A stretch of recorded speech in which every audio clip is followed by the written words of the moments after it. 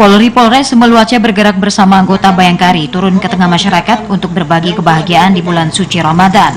Para personil Polri Polres Semelu dan Bayangkari melaksanakan kegiatan kepedulian berbagi takjil serentak di seluruh personil Polsek jajaran Polres Semelu di wilayah Polsek masing-masing. Di antaranya Polsek Semelu Timur, Polsek Tepah Selatan, Polsek Teluk Dalam, Polsek Salang, Polsek Semelu Barat, Polsek Alafan, Polsek Tepah Barat, dan Polsek Semelu Tengah. Dari pantauan tim liputan TVRI Aceh, semangat untuk berbagi kepada warga masyarakat Kabupaten Semelu, Polri Polres Semelu dan para ibu-ibu Bayangkari tak pernah lelah dan pudar meskipun di masa pandemi COVID-19. Kapolres Semelu AKBP Agung Surya Prabowo SIK menyatakan, sebagai pelindung, pengayom, dan pelayan masyarakat, Polri selalu ada di tengah masyarakat, seperti aksi yang dilakukan Polres Semelu dalam bentuk kepedulian kepada masyarakat sebagai dampak dari pandemi COVID-19, yakni membagikan takjil sembako kepada masyarakat dan juga pengendara bermotor.